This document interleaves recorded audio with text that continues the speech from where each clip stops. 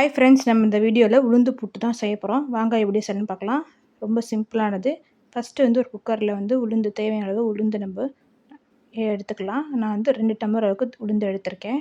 அதை சிம்லேயே வச்சு நல்லா நம்ம வறுத்துக்கலாம். சிம்லேயே வச்சுக்கோங்க, ரொம்ப தீயக்கூடாது. ஃபுல்லாக வைக்க வேணாம், சிம்லேயே வச்சு வறுத்துக்கோங்க. இப்போ கொஞ்சமாக இட்லி அரிசி இருந்தால் நீங்கள் அதோட சேர்த்துக்கலாம். ஒரு 1/2 டம்ளர் அளவுக்கு நீங்கள் சேர்த்துக்கோங்க.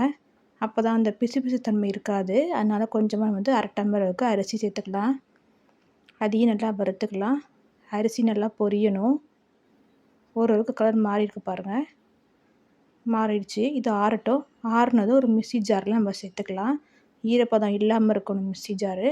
அரைச்சிட்டு இந்தமாதிரி நேவாக அரைச்சிட்டு அதே குக்கரில் சேர்த்துக்கலாம். சேர்த்துட்டு இப்போ ஒரு டம்ளரில் தண்ணி எடுத்து இதுக்கு தேவையான உப்பு எடுத்துகிட்டு கொஞ்சமாக தண்ணி ஊற்றி நல்லா பசையணும். பசைய தேவையில்லை, இதுமாரி உதிரியாக புட்டு மாரி வரத்துக்காக உதிரியாக நம்ம கொஞ்சமாக தண்ணி ஊற்றி இதுமாரி நம்ம எடுத்து வச்சுக்கலாம். இதுமாரி உதிரியாக வந்ததும் நம்ம இப்போ ஒரு மிக்ஸி ஜாரில் இதை சேர்த்துட்டு கொஞ்சம் நல்லா நுணுக்கிக்கலாம். ரொம்ப கெட்டியாக இருக்கிறதுனால நுணுக்கிக்கலாம். இப்போ ஒரு இட்லி பானில் தண்ணி வச்சு நல்லா கொதிக்கட்டும். தண்ணி கொதிச்சதும் தட்டை வச்சு நம்ம மிக்ஸியை நேவாக அரைச்சிருக்கோம், அதையும் நம்மளோட இதில் சேர்த்துக்கலாம். எல்லாத்தையும் சேர்த்துட்டு மூடி வச்சிடலாம். நல்லா வேகட்டும். ஒரு 10 நிமிஷம் நல்லா வெந்ததும் இப்போ அதை மாற்றிக்கலாம். ஓரளவுக்கு நல்லா வெந்துடும், கரு மாறி இருக்கும். இப்போ இதில் குக்கரில் கொஞ்சமாக தேங்காய், இனிப்புக்கு நாட்டு சர்க்கரை சேர்த்துக்கலாம். சர்க்கரை வேணும்னா சேர்த்துக்கலாம்.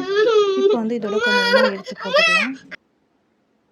கொட்டுங்கிறதுக்காக நான் கொஞ்சமாக கரண்டியில் எடுத்து போட்டுக்கிறேன். போட்டுட்டு மிக்ஸ் பண்ணி விட்டுக்கோங்க. ஏலக்காய் இருந்தால் ஏலக்காய் சேர்த்துக்கலாம். நெய் கூட நீங்கள் சேர்த்துக்கலாம். அதோட அவ்வளோதான், ரெடி ஆகிடுச்சு உளுந்து புட்டு. நீங்களும் வீட்டில் ட்ரை பண்ணி பார்த்துட்டு எப்படி இருந்துச்சுன்னு கமெண்ட் பண்ணுங்கள். Thank you friends.